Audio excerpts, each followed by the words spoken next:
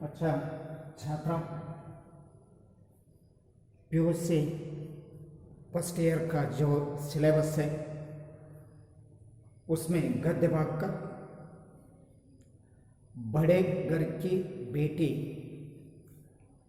ये कहानियाँ का जो सारांश है अभी तक भी चल रही थी, लेकिन बड़े घर की बेटी इस कहानी में आगे क्या है उसके बारे में विचार करेंगे।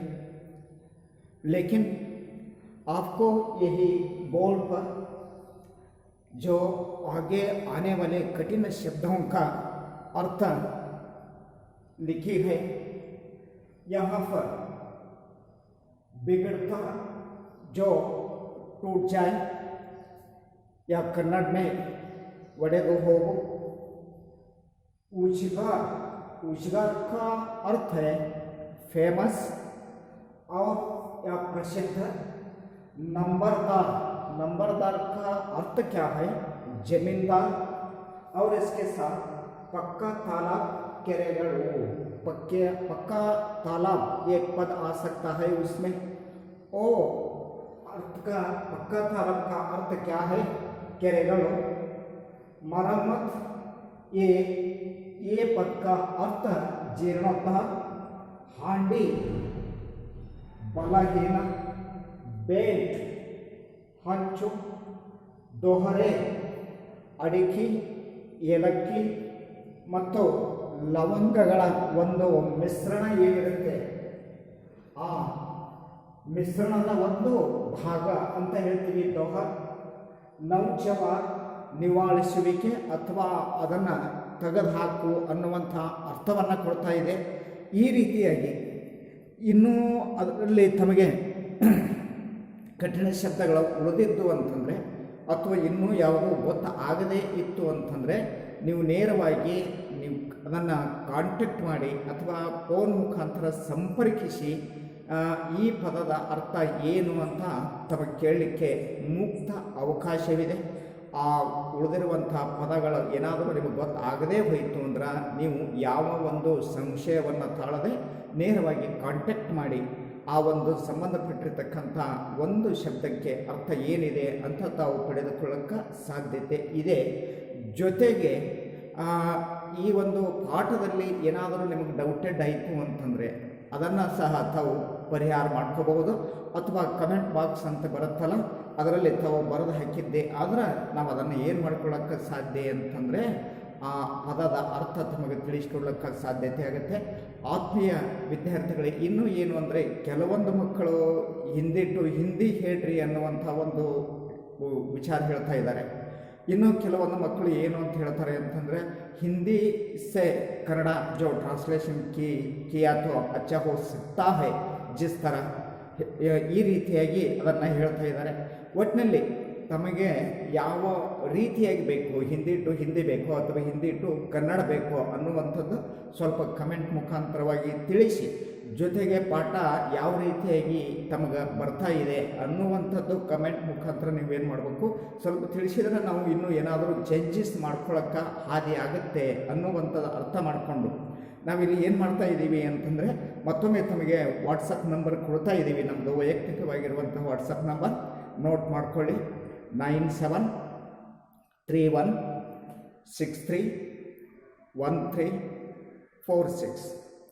ಇನ್ನೊಮ್ಮೆ ನೋಟ್ ಮಾಡ್ಕೊಳ್ರಿ, 9731631346 ಈ ನಂಬರ್ಗೆ ತಾವು ಕಮೆಂಟ್ ಮಾಡಿ, ಅಥವಾ ಈ ರೀತಿಯಾಗಿ ಪಾಠ ಇತ್ತು ಅದು ಹೀಗಾಗಬೇಕಾಗಿತ್ತು ಅಥವಾ ಪಾಠ ಸರಿಯಾಗಿ ಬಂದಿದೆ ಅಥವಾ ಸರಿಯಾಗಿ ಬಂದಿಲ್ಲ ಅನ್ನುವಂಥ ತಮ್ಮ ಒಂದು ಅನಿಸಿಕೆಗಳನ್ನು ದಯವಿಟ್ಟು ಆತ್ಮೀಯ ವಿದ್ಯಾರ್ಥಿಗಳು ತಿಳಿಸಬೇಕು ಅಂತ ವಿಚಾರಿಸಿಕೊಳ್ಳುತ್ತಾ ಮುಂದೆ ಈ ಒಂದು ಬಡೇಗರಿಕೆ ಭೇಟಿ ಅನ್ನುವಂಥ ಭಾಗದಲ್ಲಿ ಏನಾಗುತ್ತೆ ಅಂತ ನೋಡ್ಕೊಳ್ಳೋಣ।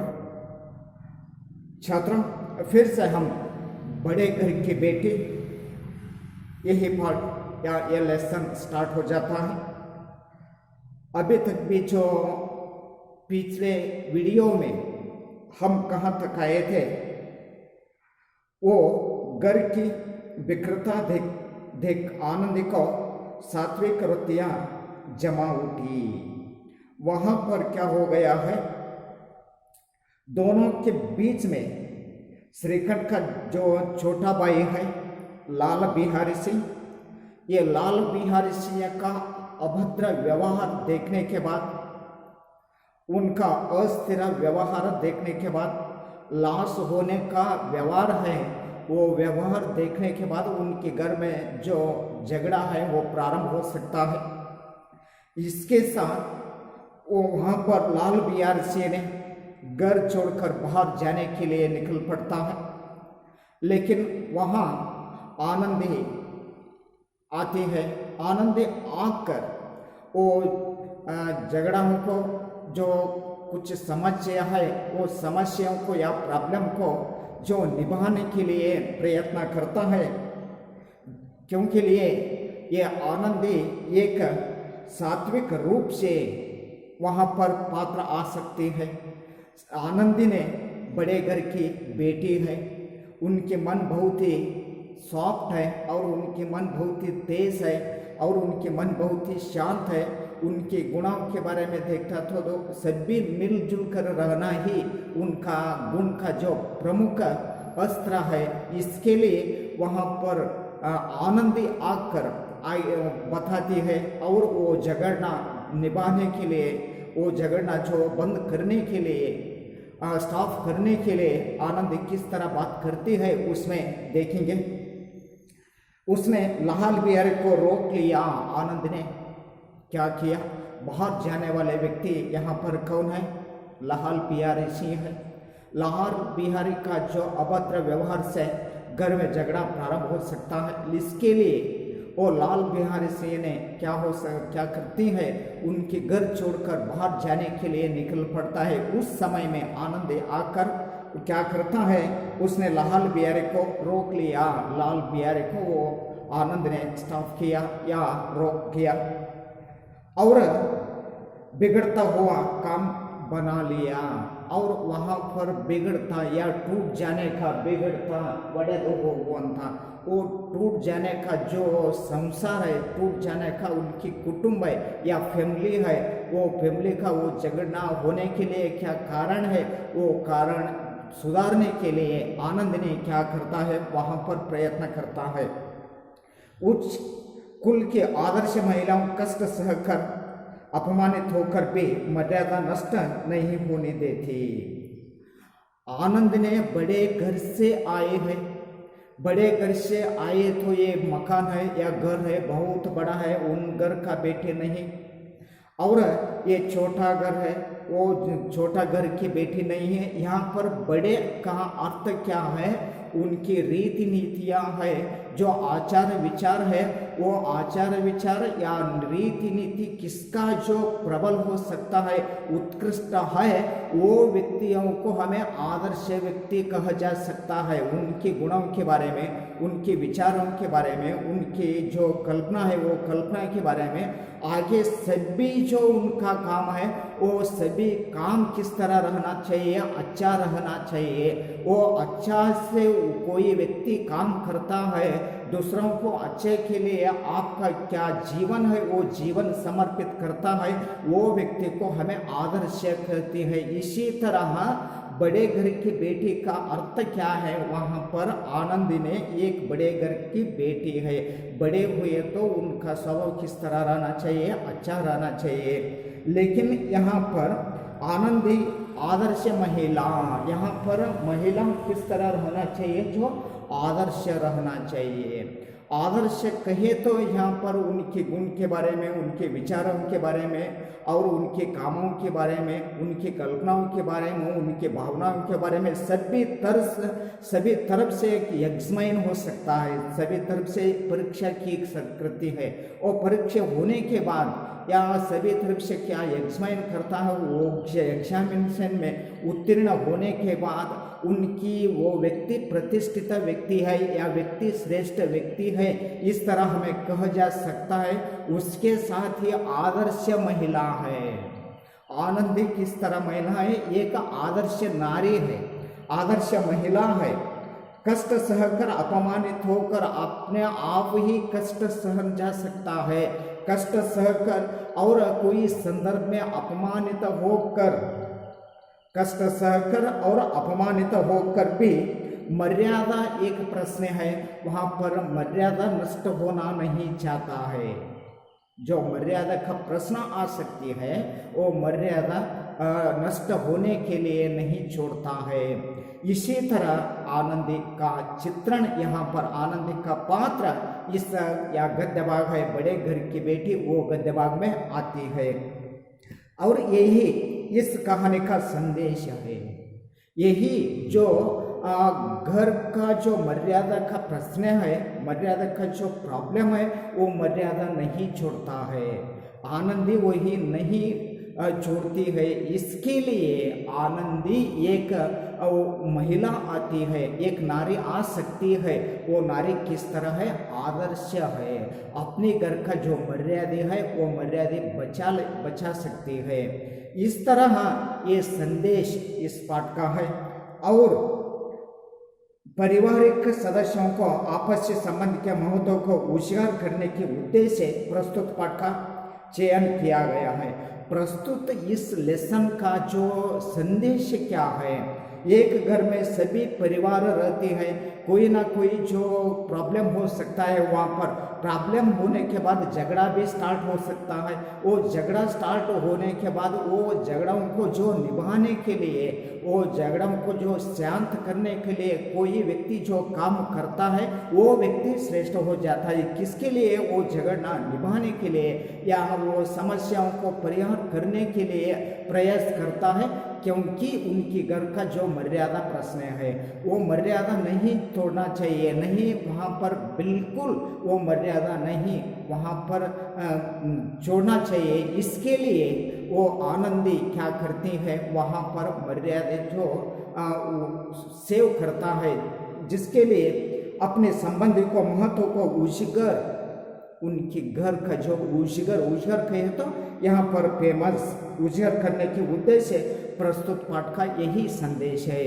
और उसके साथ ये पाठ का संदेश हो गई है, लेकिन आगे लेसन में क्या है? जो बेनी माधव सिंह गौरीपुर गांव के जमींदार और नंबरदार थे। बेनी माधव सिंह एक व्यक्ति आ सकते हैं। वो बेनी माधव सिंह ने क्या है? एक गौरीपुरा नाम का गांव है, वो गांव का नाम क्या है? गौरीपुरा है। वो गौरीपुरा गांव का जो जमींदार है और उसके साथ नंबरदार थे, बहुत ही उनकी जमीन है, वो रिच पार्टी है। कोई व्यक्ति रिच पार्टी रहता है, वो कोई व्यक्ति का जो प्रॉपर्टी बहुत ही हो सकता है, वो व्यक्तियों को हमें जमींदार और उसके साथ नंबरदार कहा जा सकता है। उसी तरह बेनी माधव सिंह, नाम क्या है? बेनी माधव सिंह।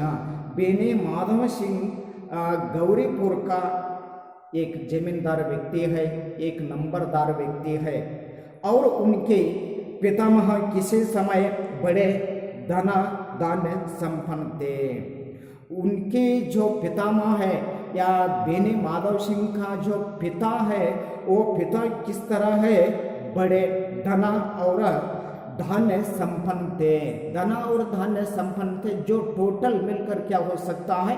वो गौरीपुर में ये बेनी माधव सिंह क्या है? एक प्रतिष्ठित व्यक्ति है, एक श्रीमंत व्यक्ति है, एक अमीर व्यक्ति है। इसके लिए वो व्यक्ति को धना और धान्य संपन्न थे। गांव का पक्का तालाब और मंदिर जिनकी अबे मरम्मत भी मुश्किल थी। जो गांव का काम है, जो पक्का तालाब जो निर्माण करने के लिए या मंदिर को निर्माण करने के लिए यहाँ पर मरम्मत शब्द आ सकता है। पक्का तालाब है, पक्का तालाब का अर्थ क्या है? वो इन कन्नड़ में केरेगड़ो। और यहाँ पर मरम्मत शब्द आ सकता है। मरम्मत का शब्द क्या है? जीर्णोद्धार, डेवलपमेंट होने का जो काम है वो काम कौन करता है? यहाँ पर बेनी माधव सिंह करता है, जिसके लिए अब उसकी गांव का पक्का तालाब और मंदिर जिनकी अब मरम्मत भी मुश्किल थी। वहाँ पर पक्का तालाब जो बनाने के लिए या मंदिरों को निर्माण करने के लिए वो धन या संपन्न विनियोग करती है। उनकी कीर्ति एक आधार स्तंभ से कहा जा सकता है। उनके कीर्ति स्तंभ थे। इसके लिए गांव को जो अच्छा काम कौन करता है, जो गांव को डेवलपमेंट काम करता है, वहाँ पर समाज सेवा कोई व्यक्ति करती है, वो गांव का जो कुछ ना कुछ जो प्रॉब्लम रहता है, वो प्रॉब्लम को जो निभाने के लिए कोई व्यक्ति जो प्रयास करता है, वो व्यक्तियों को हमें क्या करता है, वो गांव का एक आधार स्तंभ या कीर्ति स्तंभ नाम से कहा जा सकता है। और इस दरवाजे पर हाथी झूमता था। अब उसकी जगह एक बड़ी भैंस थी। पहले ही समय में उनके घर रिच पार्टी का घर है। वो घर की जो फीचर्स है या लक्षण है, वो लक्षण के बारे में यहाँ पर विचार करते हैं। इस पर क्या हो गई है, इस दरवाज पर, उनके घर के दरवाज पर एक हाथी वहाँ पर ठहर सकता है। और इस दरवाजे पर हाथी झूमता था। वहाँ उनके दरवाजों पर पहले ही समय में एक हाथी झूमता था, लेकिन वो बदल हो गई है। लेकिन क्या हो गया, बदल होने के बाद उसकी ही जगह में, हाथी की जगह में एक बूढ़ी भैंस ठहर गई है। हाथी चली गई है, वो हाथी के जाग में क्या है, वहाँ पर एक भैंस आया है, जिसके शरीर में अस्थि पंजर के सिवा और कुछ शेष न रहा था। वो भैंस किस तरह है, वो भैंस बहुत ही बलिष्ठ नहीं है। वो भैंस किस तरह है, बलहीन है। उनकी जो सामर्थ्य है, वो सामर्थ्य कमी हो गई है। इसके लिए जिसके शरीर में कहे तो भैंस के शरीर में अस्थि पंजर केवल उनके शरीर में मांस है, वो मांस नहीं है। उनके शरीर में केवल अस्थि पंजर है। और अस्थि पंजर के सिवा अपने एक हांडी से कुछ वहाँ पर शेष नहीं है। केवल वो भैंस के अस्थि पंजर की तरह देखने के लिए मिलता है। पर दूध शायद बहुत देती थी, लेकिन वो अस्थि पंजर की तरह एक भैंस है। वो भैंस दूध क्या है, वो दूध बहुत ही देता है। इसका अर्थ क्या है, वो इसका अर्थ आगे है। जिसका शरीर जो अस्थि पंजर के सिवा और कुछ शेष न रहा था, पर दूध शायद बहुत देती थी। दूध शायद वहाँ पर बहुत देती है। और क्योंकि एक न एक आदमी हांडी लिए उसके सिर पर सवार ही रहता है। इसका अर्थ क्या हो सकता है, एक ना एक व्यक्ति जो बलहीन हो सकता है, हांडी हो सकता है। यहाँ पर हांडी का शब्द क्या है, एबल या अनेबल। कोई व्यक्ति अनेबल हो सकता है, कोई व्यक्ति की एबल नहीं है, कोई व्यक्ति हांडी हो सकता है। वो व्यक्ति के ऊपर क्या करती है, वो व्यक्ति हांडी लिए उसके सिर पर सवार ही रहता है। कोई व्यक्ति अनेबल है, कोई व्यक्ति हांडी हो गई है, वो व्यक्तियों की सिर पर सवारी करता है। जिस तरह भैंस किस तरह है, अनेबल है।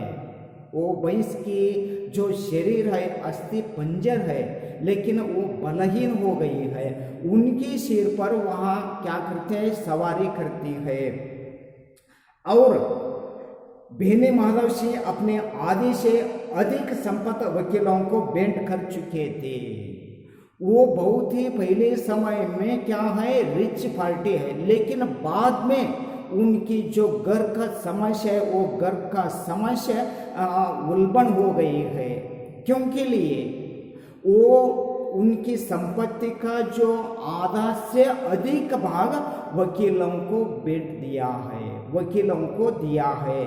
किसके लिए वकीलों को दिया है उन्हें, वो ग्राम सुधार करने के लिए, वहाँ पर पक्का तालाब निर्माण करने के लिए, वहाँ एक मंदिर बनाने के लिए, जो समाज का कुछ कार्य है वो कार्य करने के लिए आपका संपत्ति ही वकीलों को बेच दिया है।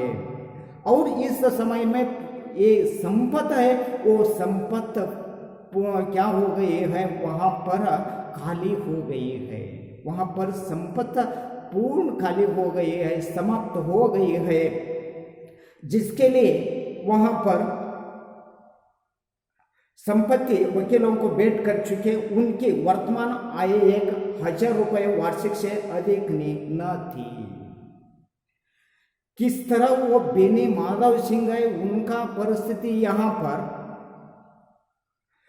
बेनी माधव सिंह अपने आधे से अधिक संपत्ति वकीलों को बेच कर चुके थे, लेकिन उनके वर्तमान जो आया है, उनकी वर्तमान का स्थिति है, जो प्रॉफिट किस तरह हो सकता है, 1,000 रुपये वार्षिक से अधिक न थी। 1,000 रुपये वार्षिक, लेकिन यहाँ पर महीना नहीं, वार्षिक या हाफ ईयर नहीं है, 1 मंथ नहीं है, 1 ईयर का जो इनका इनकम है वो इनकम किस तरह है, 1,000 रुपये है, केवल 1,000 रुपये। और वार्षिक से 1,000 रुपये वार्षिक से अधिक न थे। ठाकुर साहब को के 2 बेटे थे, बेनी माधव सिंह ठाकुर, इनका 2 बेटे थे, और बड़े का नाम श्रीकंठ सिंह है। बड़े बेटे का नाम क्या है, श्रीकंठ सिंह, और दूसरा व्यक्ति का नाम क्या है, उन्हें बहुत दिनों की परिश्रम और उद्योग के बाद BA की डिग्री प्राप्त की थी। बड़े जो बेटे का नाम क्या है, श्रीकंठ है। वो श्रीकंठ ही उतना ही एक एक्सलेंट छात्र नहीं है, उतना ही वहाँ पर एक एक्सलेंट विद्यार्थी नहीं है। इसके लिए श्रीकंठ ने क्या करती है, वहाँ पर बड़े जो बेटा का नाम श्रीकंठ सिंह था, उसने बहुत दिनों की जो परिश्रम करने के बाद और उद्योग के बाद BA की डिग्री प्राप्त की थी। BA तक उनका एजुकेशन हो गई है। उनके बहुत दिनों के परिश्रम और उद्योग के बाद BA की डिग्री प्राप्त की थी। अब एक दफ्तर में नौकर था, वो श्रीकंठ है।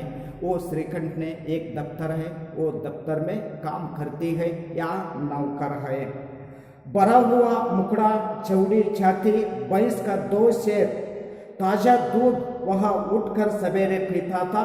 श्रीकंठ सिंह की दशा बिल्कुल विपरीत थी। और छोटा एक भाई है, उनकी किस तरह है, एकदम बहुत ही बलिष्ठ है वो व्यक्ति। दूसरा बेटा किस तरह बहुत ही बलिष्ठ है, जिसके लिए भरा हुआ मुखड़ा, उनका मुखड़ा किस तरह है, भरा हुआ मुखड़ा है, और भरा हुआ मुखड़ा और चौड़ी छाती, भैंस का 2 सेर दूध है, वो ताजा दूध वह उठकर सवेरे पीता था। भैंस का 2 सेर दूध है, सवेरे उठकर क्या करती है, वो सेकंड चिल्ड्रन या सेकंड बेटे क्या करता है, वो दूध पीता है, 2 सेर दूध पीता है। और वो दूध पीने के बाद उनका शरीर किस तरह है, उनका शरीर बहुत ही बलिष्ठ है। और इसके साथ वहाँ पर चौड़ा भरा हुआ मुखड़ा, चौड़ी छाती, भैंस का 2 सेर ताजा दूध उठकर सवेरे पीता था।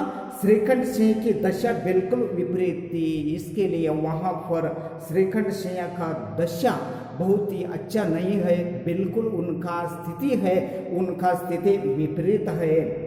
और इन नेत्रप्रिय गुणों के उन्होंने BA की इन्हीं 2 अक्षरों को नौचार कर दिया था।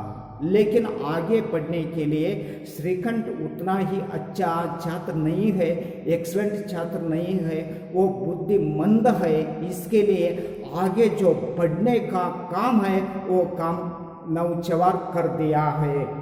और इन दोनों अक्षरों ने उनके शरीर के निर्बल और चेहरे की कांति बन दिया था। ये दोनों अक्षर पढ़कर उनका चेहरा है, उनका मुख है, वो उनका मुख किस तरह है, इन दोनों अक्षरों ने उनके शरीर और उनके शरीर को जो निर्मल और चेहरे कांतिहीन होने के लिए एक कारण है। इसी से वैदिक ग्रंथों पर उसका विशेष प्रेम था। वहाँ पर वैदिक ग्रंथ आती है, वैदिक ग्रंथों का बारे में श्रीकंठ को जो प्रेम है, वैदिक ग्रंथों के बारे में वो श्रीकंठ ने जानकारी लिया है, या वैदिक ग्रंथ में क्या है, वो डॉक्टर का जो को ग्रंथ रहता है, डॉक्टर जो की किताब रहता है, वो किताबों के बारे में श्रीकंठ ने जानकारी लिया है या पढ़ा है, उनकी प्रेम था। आयुर्वेद औषधों पर उनका अधिक विश्वास था, लेकिन श्रीकंठ को जो विश्वास किस तरह है, आयुर्वेदिक जो औषधियाँ रहता है वो औषधियों पर उनका बहुत ही विश्वास है। शाम सवेरे से उनके कमरे से प्राय करल की मुरली करना मधुर ध्वनि सुनानी दिखाई दिया करती थी। शाम के समय में श्रीकंठ का जो घर है वो घर से क्या आ सकते हैं, मुरली का करुण मधुर ध्वनि वहाँ पर आ सकता है।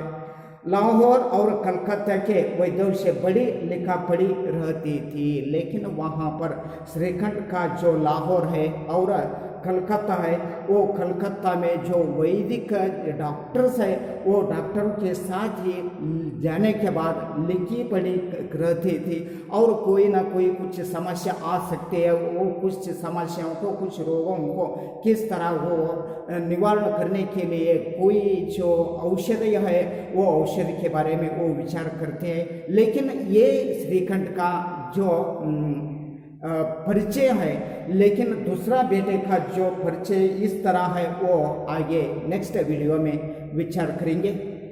ಆತ್ಮೀಯ ವಿದ್ಯಾರ್ಥಿಗಳೇ, ಈಗಾಗಲೇ ಈ ಒಂದು ಲೆಸನ್ಸಲ್ಲಿ ನಾವೇನು ನೋಡ್ಕೊಂಡಿದ್ದೀವಿ ಅಂತಂದರೆ, ಬಡೆ ಗರಿಕೆ ಭೇಟಿ ಅನ್ನುವಂಥದ್ದು ತೆಗೆದುಕೊಂಡಾಗ ಅಲ್ಲಿ ಬೇನಿ ಮಾಧವ್ ಸಿಂಹ ಠಾಕೂರ್ ಅಂತ ಬರ್ತಾ ಇದ್ದಾರೆ. ಆ ಬೇನಿ ಮಾಧವ್ ಸಿಂಹ ಠಾಕೂರ್ ಅವರು ಮೊದಲು ಹಿಂಗಿದ್ರು ಅಂತಂದರೆ ಬಹಳ ಒಬ್ಬರು ಶ್ರೀಮಂತರಾಗಿರುವಂತಹ ವ್ಯಕ್ತಿ. ಆದರೆ ಕೆಲವು ದಿನಗಳ ಕಳೆದ ನಂತರ ಅವರ ಪರಿಸ್ಥಿತಿ ಬಡತನದ ಒಂದು ರೇಖೆಗೆ ಬಂದು ತಲುಪ್ತಾ ಇದೆ ಅನ್ನುವಂಥದ್ದು ಗೊತ್ತಾಗುತ್ತೆ. ಆ ಒಂದು ಶ್ರೀಮಂತರು ಇರುವಂತಹ ಸಂದರ್ಭದಲ್ಲಿ ಆ ಬಾಗಿಲು ಅನ್ನುವಂಥದ್ದು ಏನು ಬರುತ್ತೆ, ಬಾಗಿಲದಲ್ಲಿ ಏನಾಗ್ತಿತ್ತು, ಆನೆ ಅನ್ನುವಂಥದ್ದು ನಿಲ್ತಾ ಇತ್ತು. ಮುಂದೆ ದಿನ ಕಳೆದಂತೆ ಅಲ್ಲಿ ಏನಾಗುತ್ತೆ, ಆ ಒಂದು ಎಮ್ಮೆ ಅನ್ನುವಂಥದ್ದು ಕಟ್ಟುವ ಪರಿಸ್ಥಿತಿಗೆ ಅವರು ಬಂದು ನಿಂತಿದ್ದಾರೆ ಅಂತಂದರೆ ಅವರು ಇವತ್ತು ಬಡತನದ ಒಂದು ಹಂತಕ್ಕೆ ಬಂದು ನಿಂತಿದ್ದಾರೆ ಅಂತ ನಾವಿಲ್ಲಿ ಅರ್ಥ ಮಾಡಿಕೊಳ್ಬೇಕಾಗತ್ತೆ. ಇಷ್ಟೆಲ್ಲ ಆಗಬೇಕು ಅಂಥ ಒಂದು ರಿಚ್ ಪಾರ್ಟಿ ಅನ್ನುವಂಥದ್ದು ಈ ರೀತಿಯಾಗಿರುವಂಥ ಪರಿಸ್ಥಿತಿಗೆ ಬರಲಿಕ್ಕೆ ಕಾರಣ ಏನು ಅಂತಂದರೆ, ಆ ಬೇನಿ ಮಾಧವ್ ಸಿಂಹ ಅವರು ತನ್ನ ತಂದೆಯವರು ಗಳಿಸಿರ್ತಕ್ಕಂಥ ಏನು ಆಸ್ತಿ ಅನ್ನುವಂಥದ್ದಿದೆ, ಏನು ಸಂಪತ್ತು ಅನ್ನುವಂಥದ್ದಿದೆ, ಆ ಸಂಪತ್ತು ಅನ್ನುವಂಥದ್ದು ಸೇವೆಯನ್ನು ಮಾಡಬೇಕು, ಆ ಹಳ್ಳಿಯನ್ನು ಜೀರ್ಣೋದ್ಧಾರ ಮಾಡಬೇಕು, ಅಲ್ಲಿ ಮಂದಿರಗಳನ್ನು ನಿರ್ಮಾಣ ಮಾಡಬೇಕು, ಅಲ್ಲಿ ಕೆರೆಗಳನ್ನು ನಿರ್ಮಾಣ ಮಾಡಬೇಕು ಅನ್ನುವಂಥ ಉದ್ದೇಶವನ್ನು ಇಟ್ಕೊಂಡು ಈ ಕಾನೂನಿನ ಪ್ರಕಾರವಾಗಿ ವಕೀಲರು ಅಂತ ಏನು ಬರ್ತಾ ಇದ್ದಾರೆ, ಆ ವಕೀಲರಿಗೆ ತನ್ನ ಆಸ್ತಿಯಲ್ಲಿ ಅಧಿಕ ಸಂಪತ್ತು ಅನ್ನುವಂಥದ್ದಿದೆ ಅವರಿಗೆ ಕೊಟ್ಬಿಟ್ರು. ತದನಂತರ ಮುಂದೆ ಬರುತ್ತಾ ಬೇನಿ ಮಾಧವ್ ಸಿಂಹ ಅವರಿಗೆ ಒಂದು ವರ್ಷಕ್ಕೆ ಬರುವ ಆದಾಯ ಎಷ್ಟು ಅಂತ ನಾವಿಲ್ಲಿ ಅರ್ಥ ಮಾಡ್ಕೊಂಡಿದ್ದೀವಿ, 1,000 ರೂಪಾಯಿಗಳು ಮಾತ್ರ ಅಂತ ಇಲ್ಲಿ ನಾವು ಅರ್ಥ ಮಾಡ್ಕೊಳ್ತಾ ಇದ್ದೀವಿ. ಹಾಗಾದರೆ ಆ 1,000 ರೂಪಾಯಿದಲ್ಲಿ ಜೀವನ ನಡೆಸುವುದು ಬಹಳ ಒಂದು ತೊಂದರೆ ಆಗುತ್ತೆ. ಇಂಥ ಒಂದು ಸಂದರ್ಭದಲ್ಲಿ ಏನಾಗುತ್ತೆ ಏನು ಅಂತಂದರೆ, ಬೇನಿ ಮಾಧವ್ ಸಿಂಹ ಠಾಕೂರ್ ಅವರಿಗೆ 2 ಮಕ್ಕಳು ಜನನ ಆಗ್ತಾ ಇವೆ. ಮೊದಲನೇ ಮಗುವಿನ ಹೆಸರು ಏನು ಅಂತಂದರೆ ಶ್ರೀಕಂಠ ಅಂತ ಹೇಳ್ತಾ ಇದ್ದೀವಿ. ಆ ಶ್ರೀಕಂಠನು ಯಾವ ರೀತಿಯಾಗಿರುವಂತಹ ವ್ಯಕ್ತಿ ಅಂತಂದರೆ, ಅಷ್ಟೊಂದು ಜಾಣನಾಗಿರುವಂತಹ ವ್ಯಕ್ತಿ ಅಲ್ಲ, ಅವನು ಅಷ್ಟಕ್ಕಷ್ಟೇ ಓದ್ತಾ ಇದ್ದ ಅಂತ ಹೇಳ್ಬೋದು. ಈ ರೀತಿಯಾಗಿ ಒಂದು BA ಡಿಗ್ರಿ ಅನ್ನುವಂಥದ್ದು ಪ್ರಾಪ್ತ ಮಾಡ್ಕೋಬೇಕು ಅಂತಂದರೆ ಅಥವಾ ಅದನ್ನು ಕಲಿಬೇಕು ಅಂತಂದರೆ ಅವನಿಗೆ ಆಗದ ಮಾತು. ಏಕೆಂದರೆ ಅವನ ಹತ್ರ ಅಷ್ಟೊಂದು ಪರಿಪೂರ್ಣವಾಗಿರ್ತಕ್ಕಂಥ ಜ್ಞಾನ ಇಲ್ಲ. ಅಂದರೆ ಒಟ್ಟಿನಲ್ಲಿ ನಾವು ಹೇಳಬೇಕು ಅಂದರೆ ಕ್ಲಾಸ್ನಲ್ಲಿ ಒಂದು ರೀತಿಯಿಂದ ದಡ್ಡನಾಗಿರ್ತಕ್ಕಂಥ ವಿದ್ಯಾರ್ಥಿ ಆಗಿದ್ದ. ಹೇಗೋ ಮಾಡಿ ಏನೋ ಪ್ರಯಾಸ ಅನ್ನುವಂಥದ್ದು ಪಟ್ಟು BA ಒಂದು ಪರೀಕ್ಷೆಯನ್ನು ಪಾಸ್ ಮಾಡಿಕೊಂಡು ಅಥವಾ ಉತ್ತೀರ್ಣರಾದರು ಅನ್ನುವಂಥದ್ದು ಬರ್ತಾ ಇದೆ. ತದನಂತರ ಆ ಆ ವ್ಯಕ್ತಿಯಲ್ಲಿ ಏನಾಯಿತು ಅಂತಂದರೆ ಇಷ್ಟು ಈ ರೀತಿಯಾಗಿರುವಂತಹ ಸಂದರ್ಭದಲ್ಲಿ ಅವನ ಮುಖದ ಮೇಲೆ ಒಂದು ಲಕ್ಷಣ ಅನ್ನುವಂಥದ್ದು ಬಲಹೀನವಾಗಿತ್ತು ಅಂತ ಹೇಳ್ತಾ ಇದ್ದೀವಿ. ಆ ಜೊತೆಗೆ ಅವನು ಒಂದು ರೀತಿಯಿಂದ ಅನೇಬಲ್ ಪರ್ಸನ್ ಆಗಿದ್ದ, ಸಾಮರ್ಥ್ಯ ಇರದೇ ಇರುವಂಥ ವ್ಯಕ್ತಿ ಶ್ರೀಕಂಠನಾಗಿದ್ದ. ಆದರೆ ಇವರ ಇನ್ನೊಬ್ಬ ಅಣ್ಣ ಬರ್ತಾನಲ್ಲ, ಅವರು ಹೆಂಗಿದ್ರು ಅಂದರೆ ಭಾಳ ಬಲಿಷ್ಠನಾಗಿರುವಂಥ ವ್ಯಕ್ತಿ ಅಂತ ಹೇಳ್ತಾ ಇದ್ದೀವಿ. ಭಾಳ ದಪ್ಪಾಗಿರುವಂಥ ವ್ಯಕ್ತಿ. ಆ ಒಂದು ಎಮ್ಮೆ ಅನ್ನುವಂಥದ್ದು ಏನಿತ್ತಲ್ಲ, ಆ ಎಮ್ಮೆಯ 2 ಸೇರ್ ಹಾಲುಗಳನ್ನು ಒಬ್ಬನೇ ಮುಂಜಾನೆ ಎದ್ದು ಕುಡಿತಿದ್ದ. ಅವನ ಶರೀರ ಹೆಂಗಿತ್ತು ಅಂದ್ರೆ ಸದೃಢವಾಗಿರ್ತಕ್ಕಂಥ ಶರೀರ ಇತ್ತು ಅನ್ನುವಂಥದ್ದು ನಾವು ಇವತ್ತಿನ ದಿವಸ ಅರ್ಥ ಮಾಡ್ಕೊಂಡಿದ್ದೀವಿ. ಮುಂದೆ ಆ ಒಂದು 2ನೆಯ ಮಗನ ಒಂದು ಕಾರ್ಯ ಯಾವ ರೀತಿಯಾಗಿದೆ, ಅವನ ಹೆಸರೇನು, ಅವನು ಎಂತೆಂಥ ಕೆಲಸಗಳನ್ನು ಮಾಡ್ತಾ ಇದ್ದಾನೆ, ಅಥವಾ ಇವರು ಒಂದು ಕುಟುಂಬ ಅನ್ನುವಂಥದ್ದು ಯಾವ ರೀತಿಯಾಗಿ ಚಲಿಸ್ತಾ ಇದೆ ಅನ್ನುವಂಥದ್ದು ಮುಂದಿನ ಒಂದು ವಿಡಿಯೋದಲ್ಲಿ ನಾವು ನೋಡ್ಕೊಳ್ಳೋಣ. ವಿದ್ಯಾರ್ಥಿಗಳೇ, ಇವತ್ತಿನ ಈ ಒಂದು ಭಾಗದಲ್ಲಿ ಅಂದರೆ ಮೊದಲನೇ ಒಂದು ಪ್ಯಾರಾಗ್ರಾಫ್ ಪೂರ್ತಿಯಾಗಿ ಸಂಪೂರ್ಣ ಸಮಾಪ್ತಿಯಾಗಿದೆ. ಅದರಲ್ಲಿ ತಮಗೆ ಏನಾದರೂ ಡಿಫಿಕಲ್ಟ್ಸ್ ಅನ್ನುವಂಥದ್ದು ಬಂದು ಅಂತಂದ್ರೆ, ಅಥವಾ ಏನಾದರೂ ಬಿಡಿ ಅಂತಕ್ಕಂಥದ್ದು ಇತ್ತು ಅಂತಂದರೆ, ನಾವು ಈಗಾಗಲೇ ನಿಮಗೆ ವಾಟ್ಸಪ್ ನಂಬರ್ಗಳನ್ನು ಕೊಟ್ಟಿದ್ದೀವಿ. ಆ ವಾಟ್ಸಪ್ ನಂಬರ್ಗೆ ತಾವೇನು ಮಾಡಬೇಕು, ಕಮೆಂಟ್ ಮಾಡಿ ತಿಳಿಸಿದ್ದೆ ಆದರೆ ಕೆಲವೊಂದು ಬದಲಾವಣೆಗಳನ್ನು ಮಾಡ್ಕೊಳ್ಳೋಕ್ಕೆ ಸಾಧ್ಯತೆ ಇದೆ ಅಂತ ಆಶಿಸಿ ಈ ವಿಡಿಯೋವನ್ನು ನೋಡಿ ಅದಕ್ಕೆ ತಮ್ಮದು ಏನಾದರೂ ಅಭಿಪ್ರಾಯಗಳನ್ನು ತಿಳಿಸ್ತೀರಿ ಅನ್ನುವಂಥ ಒಂದು ಆಸೆ ಇಟ್ಕೊಂಡು ಈ ಬಡೇಗರಿಕೆ ಭೇಟಿ ಅನ್ನುವಂಥ ಇವತ್ತಿನ ವಿಡಿಯೋದಲ್ಲ, ಈ ವಿಡಿಯೋಕ್ಕೆ ಸಮಾಪ್ತಿ ಅನ್ನುವಂಥದ್ದು ಕೊಡ್ತಾ ಇದ್ದೀವಿ. ಮುಂದಿನ ವಿಡಿಯೋದಲ್ಲಿ ಮತ್ತೆ ಪುನಃ ಭೇಟಿಯಾಗೋಣ. Thank you.